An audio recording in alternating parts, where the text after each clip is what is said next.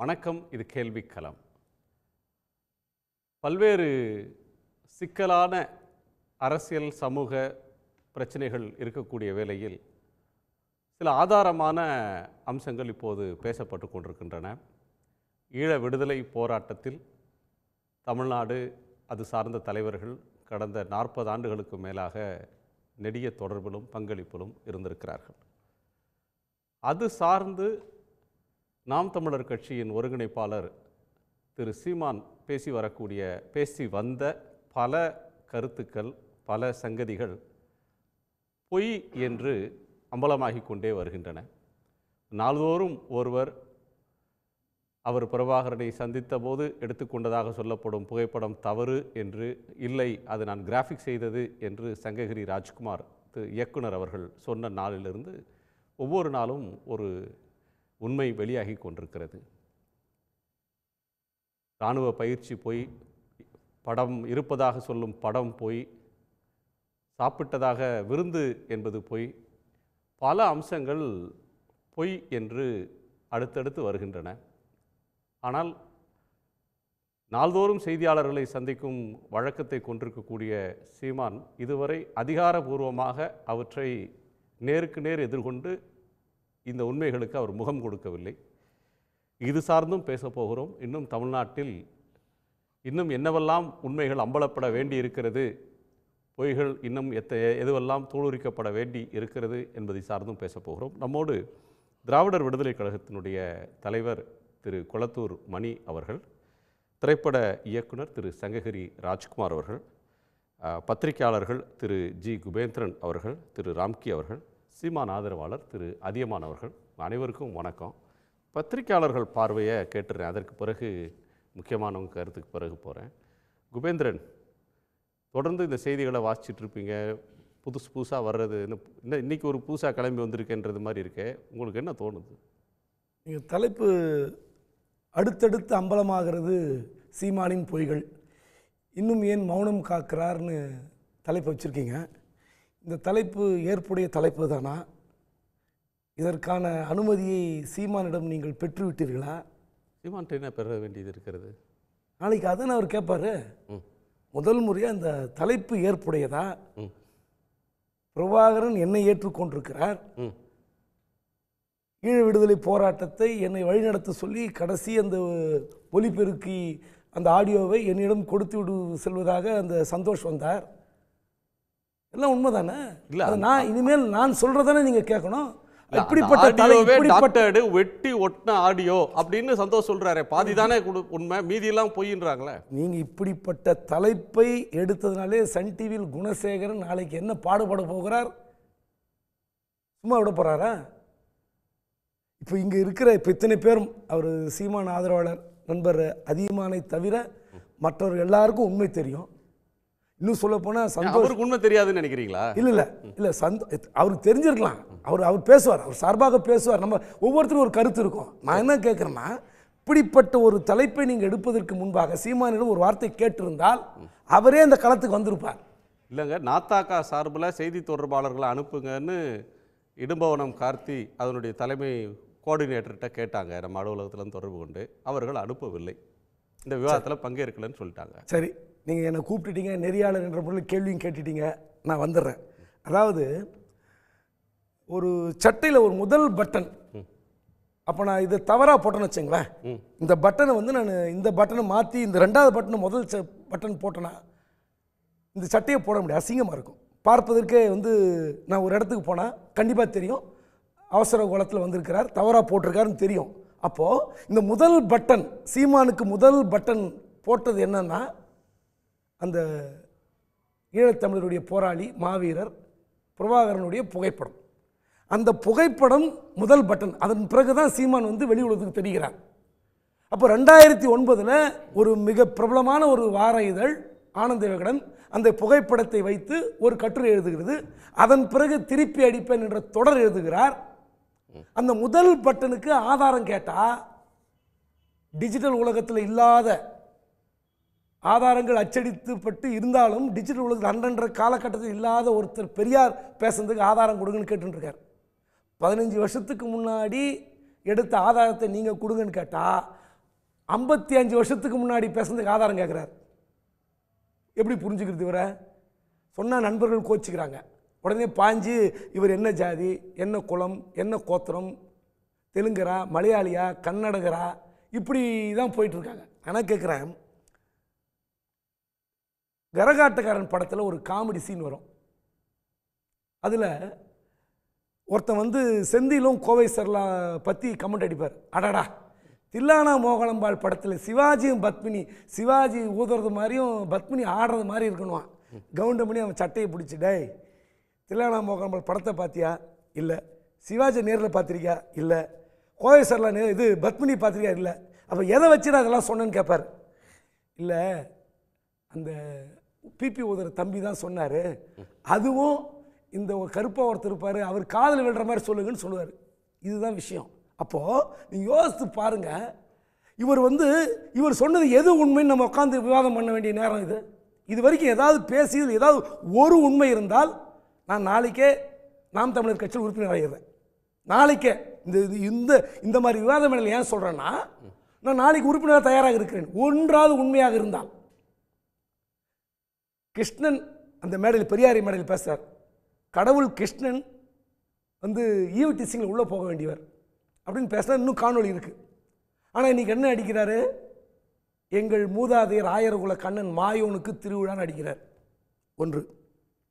அடுத்து, நான் கலைஞரை பற்றி பேச மாட்டேன் அப்படின்னு சொல்லுவார். 2008, 9, 7 போர் விஷயத்தில் பெரியாரிய மேடையில் கலைஞர், ஏன்னா கலைஞர் பயிற்று கொடுத்த தமிழால் அந்த மேடையில் இருக்கிறேன் பார். ஆனால் அதே கலைஞரை பற்றி என்ன சொல்லி பார்த்துருங்க சமீபத்தில், நாங்கள் போட்ட பிச்சையில் வளர்ந்தவங்க தான் பெரியார், அண்ணா, கலைஞர்பார். அடுத்து ஜெயலலிதா அவர்களை பற்றி என்ன பேசினார்? இலை மலர்ந்தால் ஈழம் மலரும் பேசுகிற இன்னும் காணொலி இருக்குது. கடைசியில் என்ன சொன்னார்? திராவிட சுடுகாட்டில் 3 ஆண்களுக்கு இடையே இந்த பெண் படுத்து கொண்டிருக்கிறான்னு சொன்னார். விஜயகாந்த் பற்றி என்ன பேசினார்? 2016 ஒரு கூட்டணி அமைச்சிருக்கானுங்க. விஜயகாந்த் முதலமைச்சரானா நாடு தாங்குமா? எங்கேயாவது போய் முதலமைச்சராகு? அந்த கூட்டணியில் இருக்கிற ஐயா நல்ல கண்ணோட கெண்டக்கால் ரோமத்துக்கு சமமாவன் அப்படின்னு கேட்டார். ஒருமையில் கேட்டார். அதே சீமான் போய் என்ன சொல்கிறாரு? விஜயகாந்த் மாதிரி ஒரு நல்ல மனிதர் பார்க்கவே முடியாது, திரையுலகில் சாதித்தவர், வள்ளல் தன்மை கொண்டவர்னு புகழ்கிறார். எது உண்மை? சரி, கடைசியாக வருவோம். விஜயை பார்த்து கேட்குறார். விஜய் என் தம்பி, என்னை எதிர்த்து நின்றாலும் தம்பின்னு சொன்னவர் விஜய் மாநாடு நடத்தி பெரியாரும் அம்பேத்கரும் என் வழிகாட்டி தலைவர்கள் சொன்ன பிறகு என்ன சொன்னார்? குட்டி கதை சொல்லணும் இல்லை தம்பி, நான் வரலாற்று கதையை பேசுகிறவன். ஒன்று ரோட்டுக்கு அந்த பக்கம் நில்லு, இந்த பக்கம் நில்லு, மையமாக நிற்காத, லாரி அடிச்சு செத்து போயிடுவேன். என் எதிரி தான், யாராக இருந்தாலும் எதிரினார். எது உண்மை? ஏதாவது சொல்லுங்கள், ஏதாவது ஒரு உண்மையா? இதை விட கொடுமையான காணொலி ஒன்று இருக்குது, நாட்டு மக்களுக்கு தெரிய வேண்டிய செய்தி. இவர் குஜராத்தில் போய் பிரச்சாரம் பண்ணுறார். யார்? பாரத பிரதமர் மோடியுடைய கட்சிக்காக பிரச்சாரம் பண்ணுறார். அப்போ சொல்கிறாரு, அந்த தேர்தல் பிரச்சாரத்தில் குஜராத் மாநிலத்தை ஒரு மாடலாக வைத்து மோடி ஆட்சி செய்தார். இந்த மாநிலத்தின் 1 லட்சம் கோடி ரூபாய் கடனை அடைத்துவிட்டு அதற்கு பதிலாக 1 லட்சம் கோடி டெபாசிட்டை வெளிநாட்டு வங்கியில் டெபாசிட் செய்து வைத்திருக்கிறார் அப்படின்னு பேசணும். காணொலி இருக்கு. அப்படி உண்மையாது? இன்னைக்கு அதே மோடி பற்றி என்ன சொல்றாரு? கேவலமாக திட்டுறார். அப்போ எதுவுமே உண்மையில்லாத ஒரு நபரை நம்ம எதை உண்மையாக வைத்துக் கொள்வது? இப்போ நேற்று நியூஸ் 18 சந்தோஷ் கொடுத்த பேட்டி, சன் தொலைக்காட்சியில் அமர்தாஸ் கொடுத்த பேட்டி, இதெல்லாம் பார்க்கும்போது அவர் வசமாக சிக்கி கொண்டிருக்கிறார். இப்போ என்ன கேட்குறோம்? 15 வருஷத்துக்கு முன்னாடி ஆதாரத்தை கொடுங்கன்னு கேட்குறோம். அந்த ஆதாரம் இருந்தால் கொடுத்துட்டு போகலாம்ல. நான் இந்த மாதிரி இருந்தேன், 15 நாள் இருந்த உண்மை, இவர் கூட எடுத்த படம், இந்த படம், இந்த காப்பி கொடுத்துட்டு போகலாமே. ஆனால் அவங்க யாரும் டிஸ்பியூட் பண்ணல. பிரபாகரன் அவர்களை சீமான் சந்தித்தது உண்மை. அந்த 8 நிமிடம் 10 நிமிடம் படம் எங்களிடம் இருக்கிறதுன்றாங்க. ஆனால் அந்த நீங்கள் வெளியிட்ட படம் உண்மையா? அதுதானே கேள்வி. இப்போ அதுதான் சொல்லலாம்ல. நீங்கள் அதுதானே உங்களுக்கு ஆரம்ப கால உங்களுக்கு முகவரி கொடுத்த படம். இதை வைத்துக்கொண்டு தான் இத்தனை பெரிய ஒரு கட்சி கட்டமைத்து இத்தனை பெரிய ஒரு வளர்ச்சியை பெற்றிருக்கிறீர்கள். அப்போது நான் என்ன கேட்குறேன், நீங்கள் ஆமகரி சாப்பிடுங்க, துப்பாக்கி எடுத்து பயிற்சி பண்ணுங்கள். தமிழ்நாட்டுக்கும் இலங்கை விடுதலையுடைய போராட்ட களம தமிழ் தேசிய கட்சிக்கும் என்ன பொருத்தம்? ஏன் அந்த அந்த பிரச்சாரத்தை இங்கே வைத்து என்ன சாதிக்க போகிறீர்கள்? இங்கே துப்பாக்கி எடுத்து நீங்கள் சுட்டா என்ன, சொல்லனா என்ன, அதை வைத்துக்கொண்டு நீங்கள் ஆயுத போராட்டம் நடத்தி தமிழ்நாட்டுக்கு விடுதலை வாங்கி தர போகிறீங்களா? உங்களுக்கு தேவை திமுகவை பிடிக்கல, திராவிட கட்சிகளை பிடிக்கல, அவ்வளோதானே. திராவிட சித்தாந்தத்தை பிடிக்கல, பரவாயில்ல. திமுக எதிர்ப்பதுக்கு 1000 வழி இருக்குது, அது எடுத்துகிட்டு போங்க. ஆனால் நீங்கள் ஒரு புதிய சித்தாந்தத்தை பயிற்சிவிக்கிறேன் அல்லது நான் கடைப்பிடிக்க போகிறேன்னு சொல்லி பல்லாயிரக்கணக்கான இளைஞர்களை ஏமாற்றி நீங்கள் இப்போ கடைசியில் யார் உங்கள் முகமுடி கிழிந்து தொங்கி கொண்டிருப்பது யார்? குறைந்தபட்சம் நான் கேட்குறேன், நீங்கள் ஒரு அரசியல் கட்சியாக வந்த பிறகு ஆளுங்கட்சி எதிர்ப்பது தப்பு கிடையாது. நீங்கள் போட்டு கிழிங்க, திமுகவை கிழிங்க, அதிமுக கிழிங்க, பாஜகவை கிழிங்க. ஆனால் நீங்கள் பிரபாகரனை மையப்படுத்தி அவரை கொச்சைப்படுத்தி கடைசியில் இப்போ எல்லாரும் இப்போ ஆதாரம் நம்ம கேட்டுக்கிறோம். நமக்கு எல்லாம் உண்மை தெரியும். வருமா இந்த ஆதாரம் வர்றதுக்கு ஏதாவது வாய்ப்பு இருக்கா? நீங்கள் வேற கட்சியில் சேர்றேன், ஒரு உண்மை பேசினா உண்மையை காட்டுங்க, கட்சியில் சேர்றன்றீங்க, ஏதாவது ஒரு உண்மைக்கு வர வாய்ப்பு இல்லை? என்ன உண்மைன்னா அவர் எல்லா உண்மையும் சொல்லணும். அவர் சொன்னார், துப்பாக்கி நான் சுட்டேன், இப்படி விசை இப்படி துப்பாக்கி கீழே போயிடுச்சு, அண்ணன் கற்றுக் கொடுக்குறாரு, இப்படி கீழே போயிடுச்சு. உடனே இப்படி சொல்கிறாரு, அல்ல இப்படி கை வை, இப்படி பிடி, விசை இப்படி அழுத்து. உனக்கு 8 நிமிஷம் பார்த்துருக்காரு, அப்புறம் விசை பிடி சுடு. அந்த பயிற்சி களத்தை அமரதாஸ் சொல்கிறாரு, நீங்கள் ஒரு சீமானை வைத்து சூதாட்டம் நடத்துகிற அளவுக்கு போய்விட்டார் என்ற குற்றச்சாட்டு பகிரமாக வைக்கிறார். பிரபாகரனை வைத்து. ஆமாம், பிரபாகரனை வைத்து. அப்போது யோசித்து பாருங்கள், நீங்கள் ஒரு எல்லோரும் தமிழ்நாட்டில் எல்லோரும் போராடுகிற ஒரு போராடி கொண்டிருந்த அந்த இலங்கை தமிழர்கள் எல்லோரும் ஆதரவு குரல் கொடுத்தோம், இல்லைன்னு சொல்ல. நீங்கள் 87, 90 நானும் கல்லூரி படித்து, நீங்கள் அந்த காலகட்டத்தில் படிச்சிருப்பீங்க. யோசித்து பாருங்கள். அப்போது இலங்கை தமிழர்களுக்காக எல்லோரும் குரல் கொடுத்தார்கள், எல்லோரும் ஆதரவு கொடுத்தார்கள். 91 ராஜீவ்காந்தி சம்பவம் நடந்த பிறகும் அதை துன்பியல் சம்பவம் என்று பிரபாகரன் சொன்ன பிறகும் தமிழர்கள் போராட்டத்தை ஆதரவு கொடுத்தாங்க. ஏன்னா பாதிக்கப்பட்டவர்கள் என்ற அடிப்படையில் ஆதரவு கொடுத்தாங்க. அந்த பாதிக்கப்பட்ட ஒரு சமுதாயத்திற்காக, நம்மளுடைய சொந்த பந்தங்களுக்காக நிற்கிற ஒரு நபரை ஆதரவு நீங்களும் கொடுத்தீங்க. உங்களை பிரபாகரன் தேர்வு செய்தாக நீங்கள் சொல்லிக் கொண்டீங்க. அப்போது உங்களுக்கு எப்படி இத்தனை பின்னாடி இளைஞர்கள் எப்படி நின்னாங்க? அப்போது ஏன் உங்களுக்கு ஆதரவு கொடுத்தாங்க? உங்களை பிரபாகரன் தேர்வு செய்ததாக நீங்கள் நம்ப வைத்தீர்கள். அது உண்மையா? அதில் போட்டு கிழிக்கிறாங்க, இப்போ இவ்வளோ வரும் ஃபோட்டோ இல்லை, ஆதாரம் இல்லைன்னு. அப்போ நீங்கள் மாத கணக்கில் தங்கியது போல், உங்களுக்கு விருந்தோம்பல் செய்தது போல், அவரே சொல்வார், சுற்றிலும் செல்லடித்து கொண்டிருக்கிறார்கள். நான் நீ நம்ப மாட்டீங்க, எனக்கு உணவு பரிமாறித்து கொள்ளு. ஏங்க, இன்றைக்கி 5 ஸ்டார் ஹோட்டலேருந்து சாதாரண ஹோட்டல் வரைக்கும் இப்போ மொபைல் எடுத்துகிட்டு இருக்காங்க ஆர்டர். அதுக்கு முன்பு ஒரு துண்டு சீட்டில் குறிப்பெடுப்பாங்க. சாப்பிடுவதற்கு முன்பு குறிப்பெடுப்பார்கள். எந்த ஹோட்டலுக்கு போனாலும் என்ன சாப்பிட்றீங்கன்னு குறிப்பெடுப்பார்கள். ஆனால் சாப்பிட்டு கொண்டு இருக்கும்போது குறிப்பெடுத்து உலகத்தில் யாரும் கேள்விப்படாத ஒரு செய்தி. யாராவது நம்புவானா? அதுக்கு சந்தோஷம் சொல்கிறார். அவர் மதுரையில் ஒரு நண்பர் சொல்லுவார், ஜாலியாக நாங்கள் சாப்பிடும்போது பின்னாடி நோட் பண்ணுவாங்கடா அப்படின்னு சொன்னதை. அதான் ஹாலுசினேஷன். கற்பனையில் வாழ்கிற ஒரு நபர், போதை உட்கொண்ட பிறகு வாழ்கிற ஒரு நபர், அவர் தனக்கு மற்றவர்களுக்கு ஏற்பட்டதாக நினைத்து கொண்டு தான் பேசி கொண்டிருக்கிறான்னு சொல்கிறாங்க. அப்போ இதற்கெல்லாம் பதில் சொல்ல வேண்டிய ஒரே நபர் சீமான் தான். சரி, அவர் என்ன பதில் சொல்கிறாருன்னு பார்ப்போம். அதுக்கு முன்னாடி நம்ம திரு குளத்தூர் மணி அவர்கள்ட்ட கேட்கணும். ஒவ்வொரு ஆளுமைகளாக திரு சங்ககிரி ராஜ்குமார் தொடங்கி ஒவ்வொருத்தரும் ஒரு உண்மைகளை சொல்லிகிட்டு இருக்கிறாங்க. இதில் மையச்சரடாக எல்லாருடைய பேட்டிகளிலும் ஏதேனும் ஒரு இடத்துல உங்கள் பெயர் வருது.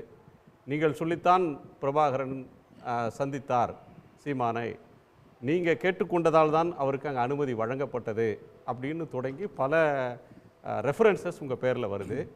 என்ன நடந்தது? நீங்கள் என்ன சொல்ல வர்றீங்க இந்த கான்ட்ரோவர்சியில்? இதில் ஆமாம், எல்லோரும் தோழர்கள்லாம் பேசிய போது அப்படிப்பட்ட கருத்துக்கள் சொல்லப்பட்டது. இன்னும் சந்தோஷ் ஒருபடி மேலே போய் பேசினார். கஜன் ஃப்ரான்ஸ்லேருந்து பேசினாங்க. அந்த ஒரு விதத்தில் அந்த பிழைக்கு நான் பொறுப்பேற்று கொள்ள வேண்டியவன் தான். ஆனால் அப்போ எப்படி ஏராளமான ஒரு சமூக அக்கறையுள்ள, தமிழ்நாட்டின் மீது மிகுந்த அக்கறை மிகுந்த தமிழ் உணர்வு மிக்க இளைஞர்கள் பல லட்சம் பேர் ஏமாந்து போய் இருப்பதை போலத்தான் அன்று நான் ஏமாந்திருக்கிறேன் என்பதுதான் இப்போ அறிந்துக்கிறேன். ஆனால் என்னுடைய பரிந்துரையின் மீது போனார்னு இல்லை, பரிந்துரைத்தது வேறொருவர் தான். என்னிடம் அதற்கான அவரை பற்றிய கருத்து கேட்டபோது எங்கள் மேடையில் தொடர்ந்து பேசி வருகிறார். நல்ல நம்ம கருத்துக்கு ஆதரவான கருத்துள்ளவர் அப்படின்ற அளவுக்கு நம்ம சொன்னது உண்மைதான். சந்திப்புக்காக பேசுகிற போதும் அதைத்தான், அது ரெண்டும் சேர்த்து தான் அதை பின்னால் பேசுகிற போதும் அதுதான் சொன்னேன். அது இன்னும் இல்லை, அவர் நம்மால் தான் என்பதாகத்தான் சொன்னோம். அப்படித்தான் இருந்தார் அவர். ஆனால் அவர் பேசுகிற பொய் எல்லாம் பொருத்தமில்லாத பொய். நான் இப்போ சொன்னேன், பட்டுக்கோட்டை கல்யாணசுந்தரம் பாட்டு இருக்கும், பொய்யை சொன்னாலும் பொருந்த சொல்லுங்கடா போக்கத்த பசங்களான் இருக்கும்.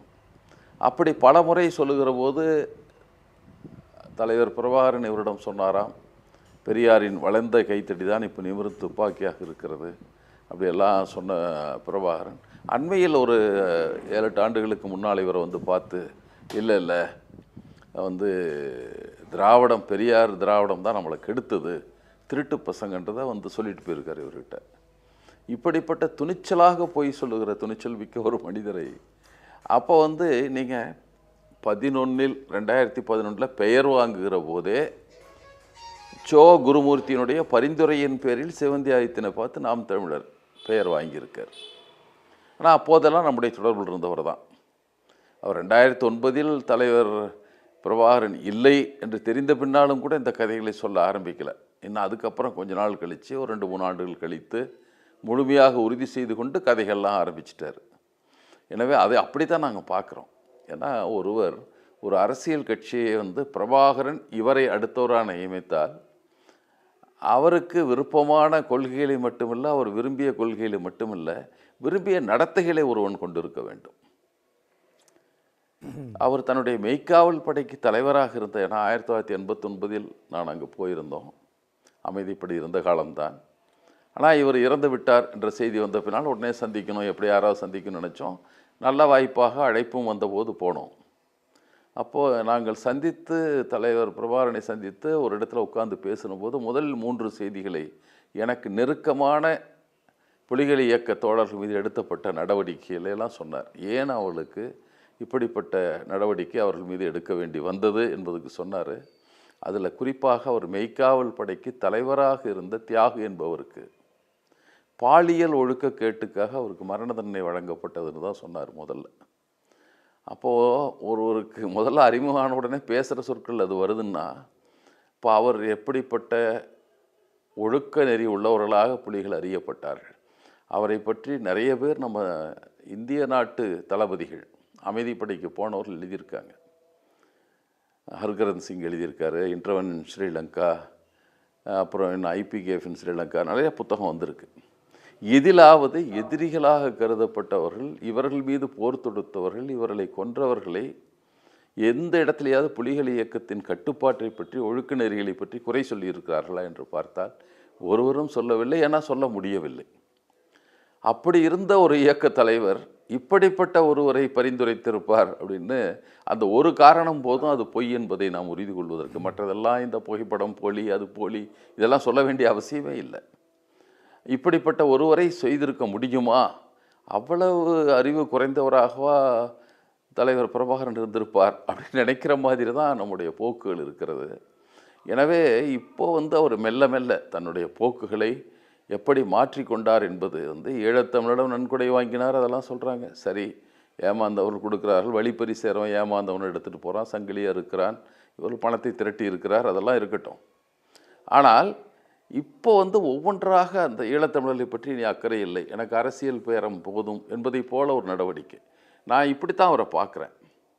அவர் தொடக்கத்திலிருந்து பாரதிய ஜனதா கட்சியினுடைய அஜெண்டாவுக்கு செயல்பட்டு இருக்கிறார் அப்படின்னு தான் நான் பார்க்குறேன். நான் என்னென்னா, முதல்ல நாங்கள் விழித்தெழு இளைஞர் இயக்கம் என்ற ஒரு இயக்கம் மும்பையில் இருக்குது. பெரியாரிய கொள்கைகளை ஏற்றுக்கொண்டவர்கள், ஆனால் திராவிடர் கழகத்து குடும்பங்களை சேர்ந்தவர்கள். அந்த இளைஞர்கள்லாம் பெரியார் பிறந்த நாளுக்கு என்னை அழைத்தார்கள். தோழர் மதிமாறனும் வந்தார், எல்லாம் போட்டோம், சென்றோம். கடைசியாக கேட்டாங்க, ஆனால் சீமானை கூப்பிட்டு வர முடியுமான்னு கேட்டாங்க. கூட்டிகிட்டு போனோம். போயிட்டு அது நிகழ்ச்சி முடிந்து நாங்கள் திரும்பி 1 மாதம் 1.5 மாதம் கழித்து அங்கே நடந்த தேர்தலில் பாரதிய ஜனதா கட்சி வேட்பாளரை ஆதரித்து பேசுவதற்கு அங்கே போகிறார். அதற்கடுத்து நீங்கள் இப்போ தோழர் கூட குறிப்பிட்டார், இப்போ இவருடைய ஒரு இமேஜ் பில்டப் ஒன்று நடந்தது இவருக்கு, மோடிக்கு அடுத்த வேட்பாளராக, தலைமை அமைச்சருக்கு வேட்பாளராக அவரை கொண்டு வர வேண்டும் என்ற எண்ணத்தில் அதை முதல்ல தொடங்கிட்டாங்க. அதற்கு ஆதரவான பரப்புரையை எல்லா பக்கமும் பேசிகிட்டு இருந்தார். அந்த ஊரில் போய் பேசலை, தமிழ்நாட்டு மேடைகள் பேசுகிற போதும் அவரை பற்றி மிக உயர்த்தி மோடி என்ற பெருமகனார் அப்படின்னு சொல்லிகிட்டே தான் இருந்தார். அடுத்து இப்போ வந்து ஒவ்வொரு பணிகளாக அவர்கள் வந்து பேரை வாங்கினது, அப்புறம் அடுத்தது பெரியாரிய மேடையில் இருந்துட்டு அடுத்து பரப்புரைக்கு போனது, மோடியினுடைய இமேஜ் பில்டப்புக்கு துணை நின்றது என்ற வரிசையாக பார்த்துட்டு இருந்தீங்கன்னா, இப்போது தமிழகத்தில் நுழைவதற்கு தடையாக இருக்கிற பெரியார் என்ற அந்த கருத்தியல், அவர் உருவாக்கி வைத்திருக்கிற அந்த சிந்தனை போக்கை உடைத்தறிவதற்கு எதை வேண்டுமானாலும் செய்யலாம். ஏன்னா தலைவர் பிரபாகரனை பற்றி இவ்வளவு பொய் சொன்னவர், இந்த பொய்யெல்லாம் எளிதென்று கருதி இருக்கக்கூடும். அவர் ஒரு எப்படிப்பட்ட மனிதராக இருக்க, ஒரு லாஜிக்கு சொல்லுவார் இல்லவா, அப்படி கூட இல்லை. பெரியார் பற்றி இப்படி சொல்லியிருக்கார் என்று பேசுகிறார், கேட்டால் உங்ககிட்ட தான் ஆதாரம் இருக்குங்கிறார். அட மடையா, நீ எதில் படித்த அதை சொல்லு என்று கேட்டால் அதற்கு அண்ணாமலை பதில் சொல்லுவார், எச் ராஜா பதில் சொல்லுகிறார், எங்களிடம் இருக்கிறத நாங்கள் கொடுக்குறோம். அவர்களை ஆபத் பாந்தவர்களாக வந்தவர்களும் அதை கொடுக்கவில்லை. அதற்கப்புறம் ஓயாமல் அந்த பொய்யை திரும்ப திரும்ப சொல்லுகிறார். அது நல்ல வாய்ப்பாக அவர் பெரியாரை விமர்சிப்பது அப்படின்றது பிஜேபிக்கான அஜெண்டா அப்படின்னு வர்றீங்க. நம்ம அண்மை கால 2-3 நாளில் நடந்துட்டு இருக்கிற டெவலப்மெண்ட்டை கொஞ்சம் இன்னும் கூடுதலாக பேசணும்னு நினைக்கிறேன். சித்தாந்த ரீதியாக பேசுவது ஒரு கோணம், என்ன சொல்லுங்க, ஒன்று இது ஒரு பிழை, அவரை வந்து ரெஃபர் பண்ணது வந்து ஒரு பெரும் தவறு அப்படின்னு நீங்கள் உணர்றீங்க. திரு சங்ககிரி ராஜ்குமார், சந்தோஷ், அமரதாஸ் இவங்கெல்லாம் சொல்கிற இந்த சீக்வன்ஸ் உங்களுக்கு அங்கே என்ன நடக்கிறது அப்படின்றதுல நெருங்கிய தொடர்பில் அந்த காலகட்டத்தில் இருந்தீங்க. அந்த கூற்றுகளை நீங்கள் வந்து என்டார்ஸ் பண்ணுறீங்களா? சங்ககிரி ராஜ்குமார் தொடங்கி அமரதாஸ் வரலையும் பேசுறது இல்லை, ஆமாம், எல்லா நேரத்திலும் நான் சொல்லியிருக்கேன். இதை வந்து ஒரு 7-8 ஆண்டுகளுக்கு முன்னால் ஒரு காணொளி பதிவு ஒரு யூடியூப் சேனலில் எடுத்த போது தான் நான் சொன்னேன். 12 நிமிடங்கள் அவர் சந்தித்த நேரம் என்பதை அப்போ சொன்னோம். ஏன்னா அது வரைக்கும் அதை சொல்ல வேண்டிய தேவையும் இல்லை, அது பற்றி நான் வரல. அப்போ ஏதோ ஒரு விமர்சனம் வந்தபோது என்னிடம் கேட்காரு. அப்போ நான் சொன்னேன், ஆமாம், அவர் நிமிடது 12 நிமிடம் தான், இப்படி சொல்கிறார். ஏன்னா அவர் வேணால் சொல்லி கொண்டு இருக்கட்டும், எனக்கு தெரிந்த கருத்து இதுதான், இதை சொல்லுகிறேன், அப்படி தான் நான் சொன்னேன். நான் அதோட வந்து தன்னைத்தானே இன்னும் அவர் பெய்த பெரிய துரோகம் வந்து தலைவருக்கோ அல்லது தலைவர் பிரபாகரனுக்கோ அல்லது ஈழ விடுதலைக்கோ அவர் செய்த இது, அந்த களத்தில் இருக்கிற அனைவரையும் துரோகிகள், தெலுங்கர்கள் என்று பேசி பேசி அந்த களத்துக்கு கூட யாரும் வராமல் கவனமாக பார்த்து கொண்டு ஒற்றை தனி மனிதராக தலைவராக தான் நிற்க வேண்டும் என்பதையும் செய்து கொண்டு வந்திருக்கிறார் என்பதை நீங்கள் கவனிக்கணும். எல்லாவற்றும் நான் தான் செய்வேன். ஈழத்தை பற்றி நீங்களார் பேசுவதற்கு தலைவர் பிரபாகரனை அறிமுகப்படுத்தினாரா? உங்களுக்கு ஒன்றை சொல்லணும், ஆப்ரேஷன் என்டபி என்று சொல்லுவார்கள். விமானம் கடத்தல், அது போய் இதில் நின்று இஸ்ரேல் அதிரடி படை போய் அதை வந்து மீட்டு வந்தது, எந்த இழப்பும் இல்லாமல் விமானத்தை கொண்டு வந்ததை பெரிய சொல்லுவாங்க. அடுத்ததாக சொல்லப்பட்டது என்பது கட்டுநாயகா விமான தாக்குதல் தான். உலகம் வியந்து பார்த்தது. ஒரு விடுதலை படை விமானத்தை வைத்திருக்கிறது, அது ரேடர் கண்ணுக்கு படாமல் வந்து எந்த உயிர் சேதம் என்பது பொதுமக்களுக்கு உயிர் சேதம் எதுவும் இல்லாமல் அத்தனை விமானங்களும் அழித்துவிட்டு பாதுகாப்பாக திரும்பி போய்விட்டது என்பதை நியூயார்க் டைம்ஸினுடைய தலைப்பு செய்தியாக வந்தது மட்டுமல்ல, எல்லா ஏடுகளிலையும் 8 காலம் செய்தி அதுதான். அப்போ இவர் தான் வந்து பிரபாகரனை விடுதலை புலிகள் இயக்கத்தை அறிமுகப்படுத்தியது போல பேசிக்கொள்ளுகிறார், வேறு யாருக்கும் தெரியாது என்பதை போல. அந்த இயக்கத்திற்கு நடந்த ஆபத்துக்கெல்லாம் டெசோ மாநாடு மட்டுமல்ல, இவங்களை கடத்தினார்கள். அண்டன் பாலசிங்கம், சந்திரஹாசன் இவரெல்லாம் கடத்தின போது அந்த சமயத்தில் நடந்த ஊர்வலங்கள் தமிழ்நாடு முழுக்க, சென்னையில் நடந்தது பல லட்சம் பேர் கலந்து கொண்ட ஊர்வலம். அதன் தொடர்ச்சியாக மாவட்ட தலைநகரெல்லாம் நடந்தது. என்ன சாதாரண எழுச்சியா? அல்ல டெசோ மாநாட்டில் உலக இந்தியாவில் இருக்கிற எல்லோரையும் அழைத்து வந்து நடத்தி அதன் வழியாக அந்த செய்திகளை பேச வைத்தது என்ன சாதாரண நிகழ்ச்சின்னு நினைக்கிறீங்களா? அதன் வழியாக தெரிந்திருக்காதா? துணிச்சலாக பொய் சொல்லுவதும் சரி, இது வந்து பைத்தியக்காரன் உளறல் என்பதை போல அவர்கள் கடந்து சென்றதும் தான் ரொம்ப துணிச்சலை அவர் கொடுத்து விட்டது என்று கருதுகிறேன். இது வந்து இப்போ வெளிப்படுவது என்பது, இந்த 12 நிமிட செய்தி சொன்னோம், அதையே சொல்லாமல் அப்படி தொடர்ந்து சொல்ல முடியவில்லை, சொல்லி கொண்டிருப்போம், தேவை நமக்கு வரவில்லை, அப்படி நினைக்கவும் இல்லை. நாங்கள் நினைத்தோம் சொன்ன பிறகு புதுசா கதை சொல்றது நின்று போச்சுன்றீங்களா? 10 நிமிஷம் தான் சந்திச்சாரு அப்படின்னு சொன்ன பிறகு புதுசா கதை எதுவும் வரல, ஏற்கனவே சொன்ன கதைகள் தான். அவ்வளோதான், புது கதைகள் எதுவும் இப்போ சொல்லலை. அந்த நாங்கள் 12 நிமிஷம் சொன்னப்பனாலே சொல்லிட்டு தான் இருந்தேன். தலைவர் புது கதைகளை சொல்லிக்கொண்டே தான் இருந்தார். அதெல்லாம் ஒன்றும் தவிர்க்கவே இல்லை. இந்த குரலை எத்தனை பேர் கேட்க போட்டது? ஏன்னா உங்களுக்கு ஈழத்தமிழர் நிதியில் இவர் ஒரு மட்டும் ஏராளமான யூடியூப் சேனல் நடக்கிறது. அன்றாடம் செய்திகளை எது வேண்டுமானாலும் இப்போதும் நீங்கள் பார்க்கலாம். இந்த செய்தியெல்லாம் பொய்ன்னு ஏன் பொய் சொல்லுகிறார், சங்கர் ராஜ்குமாருக்கு யார் பணம் கொடுத்தது, சந்தோஷ்க்கு யார் பணம் கொடுத்தது, அங்கே இருக்கிற அருள்தாஸுக்கு யார் கொடுக்க போகிறார்கள்லாம் கூட அவங்க யூடியூப் சேனலில் விவாதிக்கப்படும்.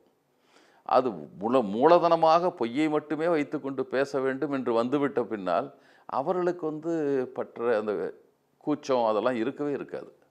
அது தொடர்ந்து பேசி கொண்டு இருப்பார்கள். அதை இவரும் செய்து கொண்டு தான் இருக்கிறார். அதில் ஒன்றும் அவர் கூச்சப்படவே இல்லை.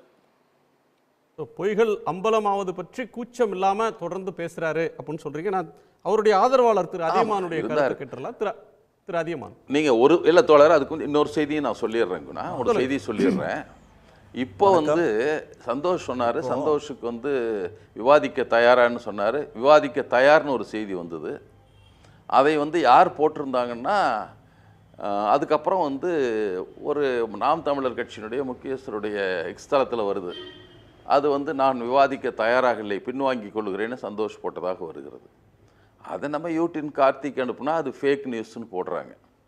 அது இன்னும் கூட இதெல்லாம் நீங்கள் பார்த்தீங்கன்னா அவங்களுடைய வழிகாட்டியாக இருப்பது தலைவர் பிரபாகரனோ இங்கே இருக்கிற தலைவரோ இல்லை அவங்க ஆள் இருக்காங்கல்ல 2 பேர், சாதித்தனார் மாப்போசியோ கூட இல்லை. பாரதிய ஜனதா கட்சியினுடைய பின்னூட்டங்கள் எப்படி இருக்குமோ அதே பின்னூட்டம் தான் தம்பிகளுடைய பின்னூட்டங்கள் இருக்கும். அவங்க எப்படி துணிஞ்சு பொய் சொல்கிறாங்களோ, சிங்கப்பூர் சாலையும் வெளிநாட்டு சாலைகளையும் வெளிநாட்டு கட்டிடங்களையும் குஜராத் கட்டிடமாக காட்டுறாங்களோ அதுபோலத்தான் இதுவும் இருக்கும் இவருடைய பொய். அது தொடர்ந்து இப்போ இப்போ யார் அவருடைய இலக்கு மாந்தர்கள் என்பவர்கள் மாறிக்கொண்டே வருவாங்க. பெரியார் இருந்தார், அடுத்து பிரபாகரன் இருந்தார், இப்போ பெருமகனார் மோடியை அவருடைய இலக்கு மாந்தராக மாறிவிட்ட பின்னால் அவங்க எதுக்கு பொய்க்கு அஞ்சுறாங்க? அதுதான். சீமானுடைய ஆதரவாளர் திரு அதியமான்கிட்ட கேள்வியை முன் வச்சிருந்தேன். திரு அதியமான், அண்ணா கொளத்தூர் மணி என்ன சொன்னார், அங்கே ஈழத்துக்கு போகும்போது தலைவர் ஒருத்தர் ஏன் இப்படி செஞ்சீங்க அப்படின்னு கேட்கும்போது அவர் ஒரு பெண் பித்தராக இருந்தார், ஒரு பாலியல் குற்றச்சாட்டுக்கு உள்ளானார், அதனால் அப்படின்னு சொல்லிவிட்டு அவர் ஒருத்தர் குறிப்பிட்டு சொன்னார். இப்போ நான் கேட்குறேன், ஒரு இவரோட அதாவது ஒரு படையில் இருக்கிற ஒருத்தர் தப்பு பண்ணிவிட்டு அவருக்கு ஒரு தண்டனை, ஆனால் இங்கே ஒட்டுமொத்த திராவிட கூட்டத்துக்குமே தலைவராக இருக்கிறவர் சதா எங்கள் ஆற்றங்கரையில் சொல்லத்தகாத இடத்துல இருந்திருக்கிறாரு. அவரை நீங்கள் தலைவராக வச்சுருக்கீங்களே, எப்படி அது? ஒரு படையில் ஒருத்த தலைவருக்கு கீழே தொண்டராவோ இல்லை படை அணியில் இருக்கிறவர் தப்பு சொல்ற விஷயம் அவரே தன் வாழ்க்கை சரித்திரத்தில் எழுதிய ஒன்றை ஒரு உண்மை மாதிரி சொல்றீங்க, ஒரு புதுசா கண்டுபிடிச்சது மாதிரி சொல்றீங்க. அவர் தன் வாழ்க்கை சரித்திரத்தில் எழுதிய அதுதான் உண்மைன்றது. ஸ்பெசிபிக் வாங்க. சங்ககிரி ராஜ்குமார் நான் ஃபோர்ஜரி போட்டோவை நான் கொடுத்தேன்னு சொல்றாரு. அந்த போட்டோ ஃபோர்ஜரி இல்லைன்னு ஏன் இன்னைக்கு வரಲಿ சீமான் மறுக்கல? அதுக்கு வாங்க. தலைப்பு பெரியார் பத்தி யாரு? தலைப்பு பெரியார் தலைப்பு இல்ல, பெரியார் தலைப்பு இன்னொரு நாள் விவாதிக்கலாம் சொல்லிட்டாரு. ஒரு நியூஸ் ஐயா நியூஸ் 18ல விவாதத்துக்கு தயாரு, நீங்க வாங்கன்னு சொல்லிட்டாரு. அடுத்து விவாதத்துக்கு ஒருங்கிணைக்க நாங்க தயார்னு அவங்க சொல்லிட்டாங்க. பெரியாருக்கு இல்ல திரு அதியன் ஒரு அதியமான் ஒரே நிமிஷம். அதாவது விவாதத்துக்கு தயார்னு சொன்னாரு, விவாதத்தை ஏற்பாடு பண்ண நாங்க தயார்னு சொல்லி அந்த தொலைக்காட்சி அறிவிச்சு விட்டது. அதற்கு பிறகு சரி பெரியாரை பத்தி தான் நான் விவாதிப்பேன், அதுவும் திமுக தலைவரோடும் திராவிடர் கழக தலைவரோடு தான் விவாதிப்பாரு, அதுல இருந்து திசை திருப்பருக்கு இதெல்லாம் நடக்குது, இந்த விவாதத்துக்கு வரமாட்டோம் அப்படின்னு நாம் தமிழர் கட்சியோட ஒரு நிர்வாகி போஸ்ட் போடுறாரு. அவர் வந்தாருன்னா விவாதிப்பாங்க. விவாதத்துக்கு போக வேண்டியவர் அவர் தானே. பெரியார் பத்தி சொன்னதுக்கே நான் போலீஸ் ஸ்டேஷனுக்கு ஆன்சர் கொடுக்குறேன், கோர்ட்ல கொடுக்குறேன்றார், பொதுவெளியில சொல்ல மாட்டேன்றது தானே இருக்காரு அவரு. இன்றைக்கு விவாதம் இந்த சப்ஜெக்ட் வாங்க. நான் உங்களுக்கு கேட்குறேன். சரி இந்த சப்ஜெக்டுக்கே நான் வரேன். நான் இப்போ பெரியார் அதாவது சீமான் அங்கே போய் சந்திச்சாரா சந்திக்கலையான்றது அவர் அண்ணன் கொளத்தூர் மணி அவர்களே சொல்லியிருக்கிறார். சந்திச்சார், புகைப்படம் எடுத்திருப்பாரு, இன்னொருத்தர் சொல்கிறாரு வீடியோ கூட எடுத்திருக்கிறாரு அப்படின்னு சொல்லிட்டு சந்தோஷம் சொல்கிறாங்க. இப்போது ஒரு குறிப்பிட்ட விஷயம் அது 12 நிமிஷம் தான் 8 நிமிஷம் தான் அப்படின்னு சொல்லிட்டு நான் கேட்குறேன், நான் தமிழ்நாட்டில் இப்போ இதுதான் உங்களுக்கு மூலமான பிரச்சனையா? அந்த புகைப்படம் உண்மைன்னு தெரிஞ்சுன்னா நீங்கள்லாம் கட்சியை கலைச்சி விட்டு போயிடுவீங்களா, இயக்கத்தை கலைச்சி விட்டு போயிடுவீங்களா? சீமான் கூட பிரபாகரனும் சீமானும் எடுத்த படம் உண்மைன்னு உங்களுக்கு நிரூபிக்கப்பட்டுட்டா இந்த திராவிட அமைப்புகள் மொத்தமே கலைச்சி விட்டு போயிடுவீங்களா? நான் கேட்குறேன். இல்லை இதுக்கு பதில் சொல்லுங்க.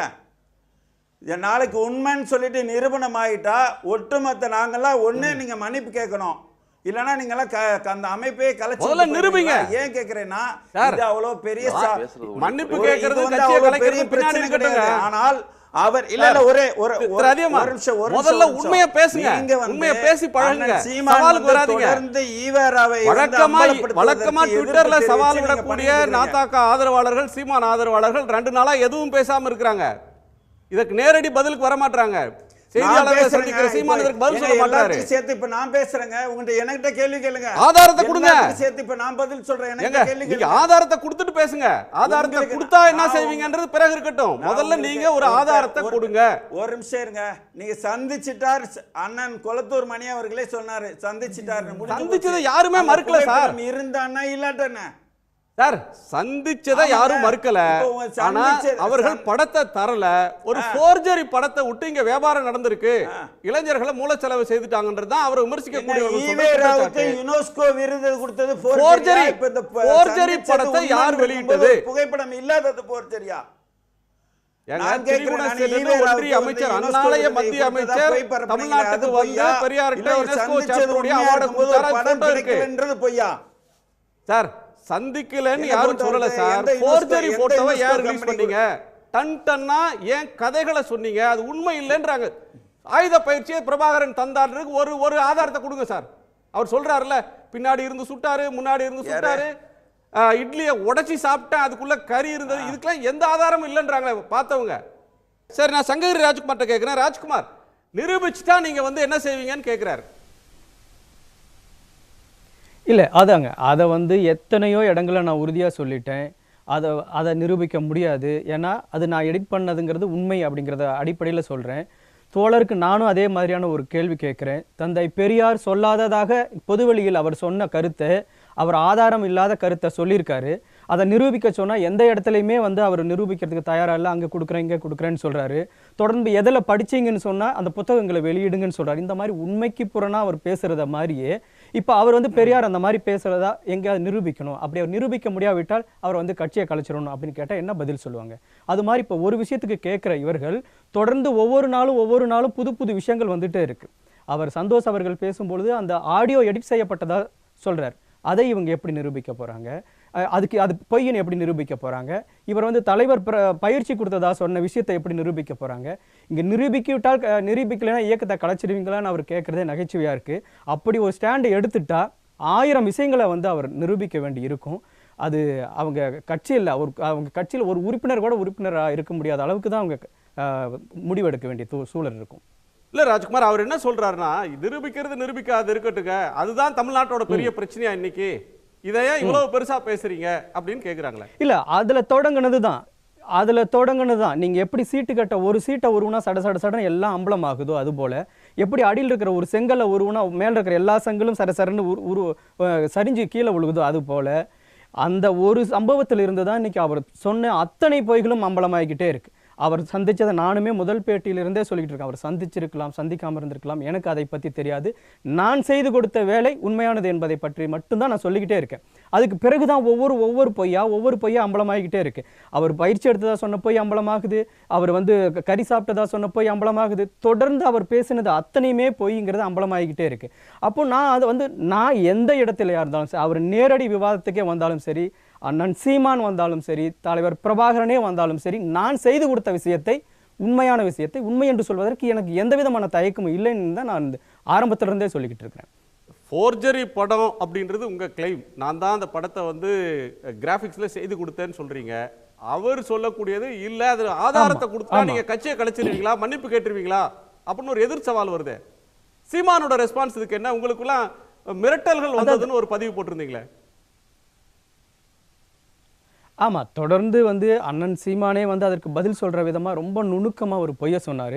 நான் அவர்கிட்ட ஒரு உள்ஒதுக்கீடு சம்பந்தமாக பேசும்பொழுது, இது சமூக நீதி சார்ந்த விஷயத்துக்கு குரல் கொடுத்துருக்கீங்க, தொடர்ந்து இந்த நிலைப்பாட்டில் இருங்க, நம்ம எங்கே தொட்டாலும் அது தந்தை பெரியாரில் தான் போய் சமூக நீதிக்கான பயணம் முடியுது, தந்தை பெரியாரை எப்பவும் கைவிட்டுறாதீங்க, தந்தை பெரியாரியரில் எப்பயும் கைவிட்டுறாதீங்க நான் சொன்ன விஷயத்தை இது வன்னியர் மக்களை எப்பயும் கைவிட்டுறாதீங்கன்னு சொன்னதா சொல்லி ஒரு நுணுக்கமான அரசியலை பண்ணார். அது வந்து மறதியாலேயோ அல்லது வந்து தவறுதலாவோ சொல்லப்பட்ட விஷயமா நான் பார்க்கல.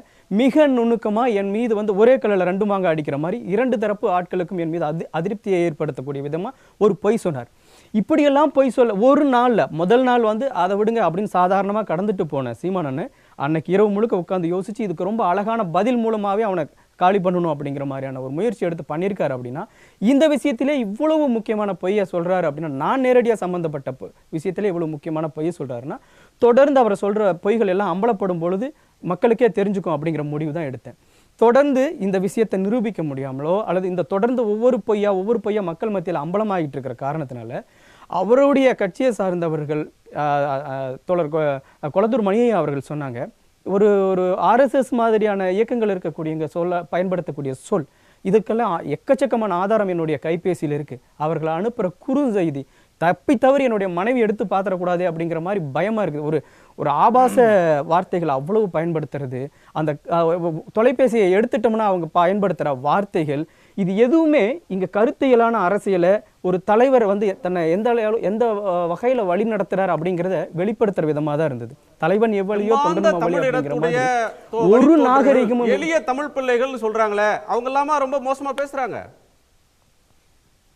அருவருக்கத்தக்க ஆபாச பேச்சு மோசமா பேசுறாங்களாங்கிறதுக்குலாம் இப்போ நினைச்சா நான் இதை வந்து இது தொலைக்காட்சியில காட்டப்பட முடியாத ஒரு செய்திகள்லாம் இருக்கும், புகைப்படங்கள்லாம் இருக்கும். அவ்வளவு அருவருக்கத்தக்க குறுஞ்செய்திகள், வசவுகள் தொடர்ந்து எனக்கு வந்து அவங்க எப்பவுமே அவங்க கருத்தையில சந்திச்சதே இல்லை. பொய்களும் புரட்டுகளும் இன்னைக்கு அம்பலப்பட்டு போயிட்ட நிலையில உலகம் முழுக்க இது விவாதமாக தனிமனித தாக்குதல் தனிமனிதன் மீது இருக்கு. அதுல தொடங்குனது தானே. இன்னைக்கு இத்தனை போயும் 15 ஆண்டுகளமாக கட்டி வச்சிருந்த ஒரு சாம்ராஜ்யம் இன்னைக்கு வந்து அந்த விஷயத்திலிருந்து அம்பலப்பட்டு போச்சு அப்படிங்கிறத அவங்களால தாங்கிக்க முடியல, பதில் சொல்ல முடியல, அவங்களால நிரூபிக்க முடியல.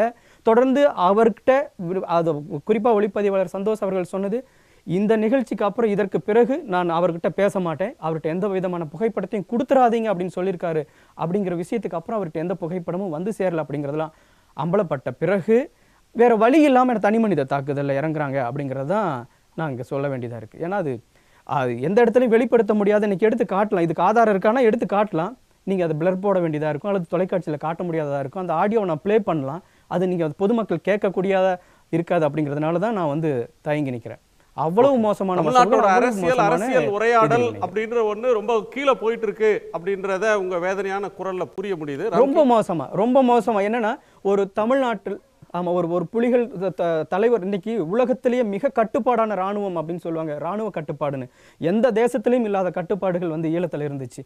ஏன்னா அந்த ஒழுக்கம், அந்த ஒரு சின்ன புகை மது இல்லாத இராணுவம் எங்கேயாவது இருந்திருக்குமான அந்த உலகத்திலே இருக்காது அப்படின்னு தான் என்னுடைய அறிவு கெட்டுனது. அப்பேற்பட்ட ஒரு ஒழுக்க நெறியோட வழி நடத்தின ஒரு தலைவன் பின்னால் வழி நடக்கக்கூடியவர்கள் சொல்லிக்கிட்டு இவங்க பேசுகிற வார்த்தைகளும் இவங்க அனுப்புகிற குறுஞ்செய்தியும் பார்த்தா என்னை அசிங்கப்படுத்ததான் நினச்சிட்டு தலைவரோட பெயரை அசிங்கப்படுத்துகிறாங்க அப்படின்னு தான் நான் எடுத்துக்கணும். சரி, திரு ராம்கி, பெரியார் வெர்சஸ் பிரபாகரன்ங்கிற புள்ளியை நோக்கி சீமான் நகர்வார்னு நான் எதிர்பார்த்தது தான். என்ன காரணம்னா, பிரபாகரன்கிறது எதிர்பார்த்தேன். ஏன்னா பிரபாகரன் ஆதரவு என்பது பாஜகவிடம் தன்னை தனிமைப்படுத்திக் கொள்ள, தன்னுடைய அடையாளத்தை காப்பாற்றிக் கொள்வதற்கான ஒரு பெரிய ஆயுதம். ஏன்னா என்னாலும் பாஜக வந்து பிரபாகரன் ஆதரவு நிலைப்பாடு எடுக்காது. ஸோ அதனால பிரபாகரன் மட்டும் எந்த போராளி குழுவுக்கும் ஆதரவாக இருக்காது. அதுதான் தொடர்ந்து அவருக்கு சீமான் சொல்றதுக்கு நான் ஆதாரம் தர்றேன் அப்படின்னா அண்ணாமலை ஓடோடி வர்றாரு, பத்தி விமர்சனம் பண்ண, அதனால நாங்க தர்றேன்னு எச்ராஜா வர்றாரு, அவர் இவரை பேர் அறிஞருங்கிறாரு. இல்லை, அதெல்லாமே அது போய் நடந்துட்டு இருக்கும்போது தான் என்ன ஒரு குரல் எழுந்ததுன்னா, பாஜகவுடைய சீமான் பின்னணியில் பாஜக இருக்கிறது அப்படிங்கிறது வரும்போது அதற்கு பதிலடியாகத்தான் சீமான் என்ன பண்ணார், பெரியாரா பிரபாகரனா பார்த்துருவோம் அப்படின்னார். ஏன்னா பிரபாகரன்கிற கையை எடுக்கும்போது நீங்கள் பாஜக தொடர்ந்து அவரை வந்து இணைக்க முடியாது. அது ஒரு முக்கியமான இது. அதுதான் அவர் ஸ்ட்ராட்டஜி. ரெண்டாவது, இந்த எடிட் விஷயங்கள் வந்து நான் ஒரு பெரிய விஷயமா எதிர்பார்க்கறேன். எடிட் ஒரு 30 years 40 years முன்னாடி ஒரு தலைவர்களோட ஒரு ஃபோட்டோ எடுக்கும்போது ஒரு 2 நிமிஷம் ஃபோட்டோ எடுத்து அதற்காக அவர்கள் தலைமுறையாக விசுவாசியாக இருந்தவங்களாம் இருந்தாங்க தமிழ்நாட்டில். அந்த 2 நிமிஷம் எடுக்கிற ஃபோட்டோ சரியா இல்லைன்னா பல ஃபோட்டோ கலர் லேபில் கரெக்ட் பண்ணி கொடுத்ததுலாம் இருக்குது. அதனால் சீமான் வந்து சந்தித்தது உண்மை, அதை வந்து மிகைப்படுத்தி அதற்கான அரசியல் வாய்ப்பாக எடுத்துக்கிட்டாருங்கிறது உண்மை. அதில் வந்து அவருடைய கலையாடல்களில் 2 ஆக்ட் ஆஃப் கிரைம் இருக்குங்க. அதாவது ஒரு ரசிகர் ஒருத்தர் இப்போ வந்து நீங்கள் மெரினா பீச்சில் பெசன் நகரில் Vijay cut out, Ajith cut out, MGR Vijayakanth cut out பக்கத்தில் நின்று ஃபோட்டோ எடுத்துக்கிற ரசிகர்கள் கூட பார்க்குறோம். அங்கேயே கூட இன்ஸ்டண்ட்டாக பிரிண்ட் போட்டு கொடுப்பாங்க. அதில் எந்த குற்றமும் இல்லை, மென்ஸ்ட்ரியா இல்லை, அதில் வந்து எந்த குற்ற உணர்வும் இல்லை. அவங்க விரும்புகிறாங்க, அவங்க விரும்பினவங்களோட படம் எடுத்துக்கிறாங்க. நீங்கள் சொன்னது மாதிரி ஃபோட்டோ கரெக்ட் பண்ணி போட்டுக்கிறதுன்றது வந்து ஒரு இன்னசென்ட் ஒரு ரசிகர் அல்லது ஒரு தொண்டர் பண்றதுல தப்பு இல்லை. இல்ல அவர் பிரபாரன் சந்தித்திருக்கிறார் அப்படிங்கறத எல்லாருமே அக்னாலேஜ் பண்றாங்கல்ல. சந்தித்து விட்டு வந்து தன்னைத்தான் போற வழிநடத்த சொன்னாரு அப்படின்னு சொல்லி எடிட் செய்யப்பட்ட ஒரு ஆடியோவை லீக் பண்றாங்க, அவரே பண்றாரு. இந்த ஃபோர்ஜரி படங்கள் எல்லாமே வந்து ஒரு வார இதழில் வருது. அந்த வார இதழுக்கு அவரன்றி வேற யாரும் கொடுத்துருப்பாங்க அப்படின்னா வேற யாரும், நீங்கள் ஒரு பத்திரிக்கையாளர், வேற யாரும் தர வாய்ப்பு இல்லை. சந்தித்து விட்டதாக வந்து சொல்ற கதைகள் இருக்குல்ல, மொத்தத்தையும் நீ வழியில் அந்த கதைகள் மிகைப்படுத்தப்பட்டவை தான், அதில் எந்த சந்தேகமும் இல்லை. அவர் தொடர்ந்து உரையாடியது ஆமை இதெல்லாம் வந்து மிகைப்படுத்தப்பட்டது தான். ஆனால் அந்த ஃபோட்டோங்கிறது அவர் எடிட் செய்யப்பட்டதா, அவர் என்ன விளக்கம் தராரு நம்ம வெயிட் பண்ணி பார்க்கலாம். ஆனால் அது வந்து எடிட் செய்யப்பட்டதா இருந்தாலும் அது பெரிய தவறு இல்லைன்னு நான் பார்க்குறேன். ஏன்னா இது வந்து அவர் சந்தித்தது உண்மை அப்படிங்கும் போது அதற்கு முன்னதாக பல்வேறு இங்கேருந்து நிறைய பேர் போய் சந்தித்திருக்காங்க பிரபாகரை. ஆனால் அங்கே சந்திக்கும் போது அதெல்லாமே வந்து முறையான ஒரு இது கிடையாது. அதெல்லாமே வந்து அதிகாரப்பூர்வற்ற முறையில் ஒரு இவர் தான் வந்து முறைப்படி போய் சந்திக்கிறார். மற்றவங்களாம் போனது எல்லாமே ஏராளமானவர் போனாங்க, கள்ளத்துறை தான் போனாங்க. ஸோ அவங்க போயிட்டு வந்து என்ன நடந்ததுங்கிறத அதிகாரப்பூர்வமாக இங்கே டாக்குமெண்ட் பண்ண முடியாது. ஆனால் இவர் அனுமதி வாங்கி கொண்டு அனுமதியோடு தான் போறார் வரார். அதனால அந்த விஷயத்தை தன்னுடையக்காக ஒரு வாய்ப்புக்காக பயன்படுத்திக் கொள்ளார்னு நினைக்கிறேன். அதை முன்வைத்து அவர் ஒரு பெரிய அரசியலை கட்டமைக்கிறார். அது மிகப்படுத்த விஷயம் தான், அதெல்லாம் ஏற்றுக்கொள்ள வேண்டிய விஷயம் தான். ஆனால் அது ஒரு வாய்ப்பாக அவர் கிடைத்தது, அது அவருடைய பெரிய விஷயமா. இது குற்றம் இல்லை, இது வந்து ஒரு மிகை, ஒரு ரசிகர்கள் தொண்டர்கள் பண்ணுற ஒரு விஷயந்தான் அப்படின்னு சொல்கிறேன். இல்லை 3 விஷயங்களை சொல்கிறேன் நான். அதில் இந்த மிகைப்படுத்துதல் சொல்கிறேன். அரசியலில் வந்து சில பொய்களை வந்து கொஞ்சம் லேசாக சொல்லலாம். அரசியலில் வந்து நம்ம வெளியே தெரியாத அளவுக்கு சொல்லலாம். ஒரு எமோஷனை கூட்டுறதுக்கு, ஒரு சென்டிமெண்ட்டை சேர்க்கறதுக்கு. ஆமாம், அது வந்து எல்லா அரசியல் தலைவர்களும் செய்திருப்பார்கள். வந்து நீங்கள் ஒரு கட்டுரை எழுதுறதோ, தம்பிக்கு எழுதுறதோ, அண்ணாக்கு எழுதுறதோ, உடன்பிறப்புக்கு எழுதுறதோ, அதில் வந்து எமோஷனலாக சில பொய்களை சொல்லும்போது அந்த தொண்டர்கள் வந்து உணர்ச்சி வசப்படுவார்கள்.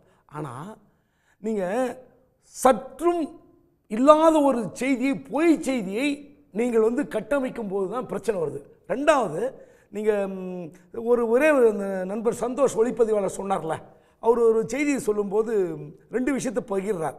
இங்கே எள்ளாளன் என்ற திரைப்படத்தை நந்து என்ற ஒரு இயக்குனர் எடுக்க போனார். ஆனால் அவருக்கு புலிகள், விடுதலை புலிகள் பற்றி இப்போ எந்த இதுவும் இல்லை, அவருக்கு புரிதல் இல்லை. அதனால் அவர் வைத்து விட்டு என்னை எடுக்க சொன்னார்கள் அப்படின்னு சொல்லும்போது எனக்கு ஒரு சின்ன சந்தேகம் வருது. புலிகள் ஒரு படம் எடுக்கும்போது இப்படிப்பட்ட நபரையா தேர்ந்தெடுத்து அனுப்பியிருப்பார்கள். அப்போ எங்கேயோ புலிகள் சைட்லையும் தப்பு இருக்குது. அப்படிப்பட்ட தவறைத்தான் சீமானை நம்பி புலிகள் செய்து விட்டார்களா? சந்தேகப்பட வேண்டியிருக்குல்ல. புலிகள் வந்து சொல்கிறாங்களே, எந்த இடத்துலையும் வந்து அவங்க ஸ்ட்ராட்டஜி ஒர்க்கு ஃபெயில் ஆகாது, கரெக்டாக இருக்கும், கன்ஸ்ட்ரக்டிவாக இருக்குன்னு. அதை சொல்லிட்டு சந்தோஷம் வேலையை செய்ய முன்வரவங்க யார் இருக்காங்க? அந்த இல்லை, சந்தோஷம் இன்னொன்று சொன்னார், இத்தனை பெரிய பாவத்துக்கும் சிலர் காரணம் என்று ஒரு பட்டியல் எடுத்தார். வன்னியரசு, கொளத்தூர் மணி, பழநெடுமாறன்.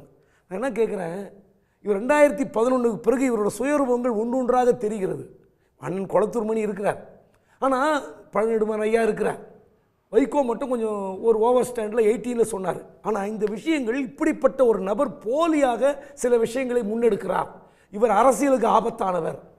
நம்ம வந்து எல்லாரும் வந்து ஆதரித்த ஒரு தலைவரை கொச்சைப்படுத்தக்கூடிய நபர் என்று இன்று யூகித்து பேசுகிற அளவுக்கு இவர்களெல்லாம் முன்பே யூகித்திருக்க முடியும். ஏனென்றால் பல பொய்களை சொல்லிவிட்டார் என்று குற்றச்சாட்டு இருக்கிற வேளையில், நம்ப முடியாத குற்றச்சாட்டு இருக்கிற வேளையில் கடைசியில் எங்கே வந்து நிற்கிறார் பார்த்தீங்களா? பெரியாரே எனக்கு மண்ணு தாங்கிறாரு. இப்போ நண்பர் ஒருத்தர் பேசிட்டு வெளியே போயிட்டார் அதிகமாக. நான் கேட்குறேன், நீங்கள் என்னைக்கோ பேசுங்க, அவர் யோசித்து பாருங்கள் எத்தனை விஷயங்களை முக்கியப்படுத்தி பேசியிருக்கிறார் என்ற பட்டியல் போட்டால் 1929 பெண்களுக்கு சொத்துரிமை வேண்டும் என்கிறார். அப்போ அந்த கர்ப்பப்பை விஷயத்தை சொல்கிறார்.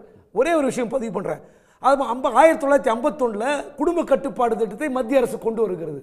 அதற்கு முன்பாக இங்கிலாந்தில் குழந்தை பெறுவதை நீங்கள் வந்து நிறுத்த வேண்டும் என்று ஒரு ஆங்கிலேயர் சொன்னதாக கட்டுரையாளர் சுபவீரபாண்டியன் சொல்லியிருக்கிறார்.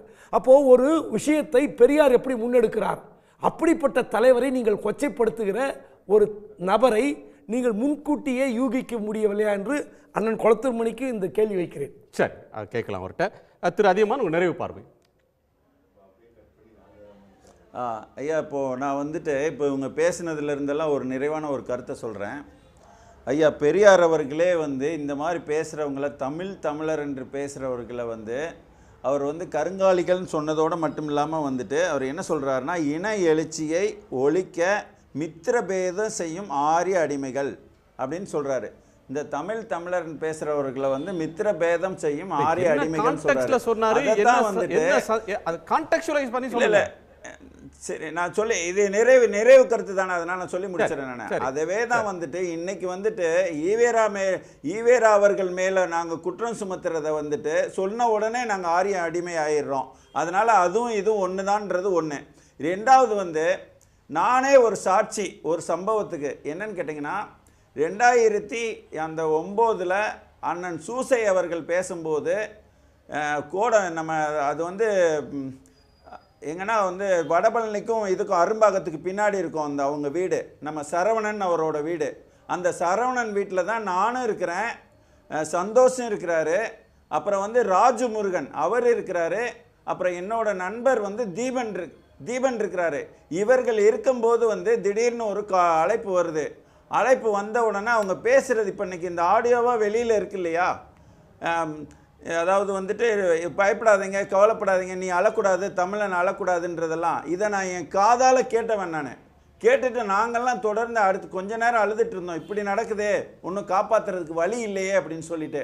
அதனால் அந்த ஆடியோ வந்து கட் பண்ணப்பட்டது, அது இன்னும் மீதி இருக்குன்றது அபாண்டமான பொய். இன்னைக்கு வெளியில் என்ன ஆடியோ இருக்குதோ அவ்வளோதான், அவர் பேசினதே அவ்வளோதான். இதுக்கு நானே சாட்சி. அதனால வந்துட்டு ஒரு இந்த நீங்கள் வந்து ஒரு பொய்யான ஒரு விஷயத்தை வந்துட்டு கட்டமைச்சிக்கிறதுக்காக வந்து இது எல்லாமே பொய் அப்படின்னு சொல்லி. நன்றி சார், நன்றி நன்றி. ராம்கி உங்க நிறைவு பார்வை சொல்றீங்களா? ஒரு நிமிஷம். இல்லை, இது பெரியார் பற்றின இதோடைய எக்ஸ்டென்ஷனாக இருந்தாலும் நம்ம இதை பற்றி பெரியார் பற்றின விஷயங்கள் பேச வேண்டிய தேவையில்லை. இன்றைக்கி அவர் என்ன சீமான் வந்து விளக்கம் தருவது தான் எல்லாம் எதிர்பார்க்குறாங்க. என்ன மாதிரி விளக்கம் தருவா, அந்த மாதிரி என்ன மாதிரி விளக்கம் தந்தால் கூட இது ஒரு பெரிய விஷயமா எடுபடாது தான் நான் பார்க்குறேன். நான் தான் ராஜ்குமார் இருக்குமா? வணக்கங்க. அதான் என்னென்னா, நானும் வந்து என்னுடைய எந்த இடத்துல விவாதத்துக்கு கூப்பிட்டாலும் நானும் வரத்துக்கு தயாராக இருக்கேன். தொடர்ந்து வெறும் இந்த புகைப்படத்துக்கான விவாதமாக மட்டும் இல்லாமல் அவர் பெரியார் மீது வைத்த குற்றச்சாட்டுகள், அவர் பெரியார் சொன்ன எல்லா அவதூறுகளுக்கும் அவர் விவாதிக்கிறதுக்கு தயாராக இருப்பாருன்னா நான் எந்த இடத்துக்கு நான் போகிறதுக்கு தயாராக இருக்கேன் அப்படி தான் சொல்லியிருக்கேன். அவர் பெரியாருக்கு எதிராக நிற்கிறவங்க எல்லாருமே பெரியாரிஸ்ட் தான். ஆமாங்க, அவர் பெரியாருக்கு எதிராக நிறுத்தக்கூடிய அத்தனை தலைவர்களும் இன்னைக்கு கூட பழனி பாபா அவர்களுக்கு வந்து சொல்லியிருக்காரு, நம்மாழ்வாரை சொல்றாரு, பிரபாகரனா இருக்கட்டும், ஆணைமுத்து ஐயாவா இருக்கட்டும், அவர் பெரியாருக்கு எதிராக நிறுத்துறதுக்கு முயற்சி பண்ற எல்லாருமே பெரியாரிஸ்ட் தான் அப்படிங்கிறத அவர் நினைவில் வச்சுக்கணும். தொடர்ந்து அவர் இன்னும் வந்து ஒவ்வொரு மண்ணுன்னு சொல்லிட்டு இருக்காரு. ஒவ்வொரு பகுதியிலையும் அந்த சமுதாயத்தினர் கொண்டாடக்கூடிய ஒவ்வொருத்தர்களை குறிப்பிட்டு முத்துராமலிங்க தேவர் மண், தீரன் சின்னமலை மண், இப்படி ஒவ்வொருவரா சொல்லிட்டு இருக்காரு. தொடர்ந்து நான் நினைச்சேன் அவர் தமிழரசன் மண்ணுன்னு சொல்லுவாரா அப்படின்னு நினைச்சேன். ஏன்னா சொல்லவே இல்லை. குறிப்பா ஏன்னா தமிழகத்துல தமிழ் தேசியத்தை வந்து முதல்ல வந்து உண்மையான தமிழ் தேசியம், சாதி கடந்த தமிழ் தேசியத்தை பேசினவர் தமிழரசன் அப்படிங்கிறதுனால அதை சொல்லிட்டா நம்ம சாதியை கட்டி பிடிச்சிக்கிட்டே பேசுற தமிழ் தேசியத்துக்கு ஆபத்து வந்துரும்னு பயப்படுறாரு. அவர் அதையும் தொடர்ந்து பேசணும் அப்படின்னு கேட்டுக்கிறேன். அவர் எந்த இடத்துல விவாதம் கூப்பிட்டாலும் நான் போறதுக்கு தயாரா இருக்கேன் அப்படின்றத நான் சொல்லிக்கிறேன். நன்றி நன்றி நன்றி. திருக்குளத்தூர் மணி. ஒரு நாட்டினுடைய அரசியலை இன்னொரு நாட்டுக்கு எவ்வளவு பொருந்தும் என்று சொல்ல முடியாது. அப்போ ஈழத்து அரசியல் இங்கு பொருந்துமா, எது போல் செய்ய முடியுமா அப்படின்ற கேள்வியெல்லாம் இருக்கட்டும் ஒரு பக்கம். ஒன்று பொருந்தும் தலைவர் பிரபாகரன் படி நடக்கிறோம் என்று சொல்லிவிட்டு அவருக்கு முதலமைச்சர் பதவியை தருவதற்கு முன் வந்தபோது முதலமைச்சரை ஒதுக்கிவிட்டு தான் அவர் வந்து தன்னுடைய ஈழ தேசிய விடுதலைக்காக போராடியவர் அவர். ஆனால் இவங்க தமிழ் தேசியம் என்பதே தான் முதல்வராவது தமிழ் தேசியம், புதிய தமிழ் தேசியத்தை அறிமுகப்படுத்தியிருக்கார் இவர். இப்படிப்பட்டவர் அந்த தலைவர் பெயரை சொல்லிக்கொண்டு இதுவரை செய்து கொண்டிருந்த பித்தலாட்டத்தின் தொடர்ச்சியாக இந்த நாட்டின் தலைவராக சமூக புரட்சியின் முன்னோடியாக கருதப்படுகிற இந்த நாட்டில் பெரியாரை பற்றியும் தொடர்ந்து இப்போ அவருடைய ஆதரவாளர் என்று சொல்லப்பட்டவர்லாம் சொன்னார், பெரியார் தன் வாழ்க்கை வரலாற்றில் எழுதியிருக்கிற செய்தி தான் சொல்லப்படுறதே தவிர புதிய செய்தி அல்ல. அவர் எல்லா செய்தியும் இவர் யாரும் உளவறிந்து கண்டுபிடிக்க வேண்டிய தேவையில்லாமல் தன் கருத்துக்களை துணிச்சலாக வெளியிட்டவர். அவர் சொன்னார், அப்போ காங்கிரஸ்னு வந்தபோது காங்கிரஸில் 190 அயோக்கியர்களும் 10 மடையர்களும் இருந்தார்கள், 10 பேரில் நானும் ஒருவன் என்றார். இப்போது அவரும் அப்படித்தான் கட்சி நடத்தி கொண்டிருக்கிறார் என்ற நிலையில் நாம் அவரை சரி செய்வதற்கு இது ஒருவேளை இப்போ இருக்கிற சூழலில் ஈரோடு இடைத்தேர்தல் தடையாக இருக்கிறது. அதற்கப்புறம் அவருக்கு அவர் வழியில் அடிக்கடி சொல்லுவார்ல, ஒரு பச்சை மட்டையெல்லாம் சொல்லுவார், அது தமிழர்கள் நினைவுக்கு வரும். இப்போது என்று மட்டும் சொல்லிக்கொண்டு முடித்துக் கொள்கிறேன். நன்றி, உங்கள் எல்லோருக்கும் நன்றி. மீண்டும் சந்திப்போம். இது கேள்விக்களம் மக்களின் மேடை.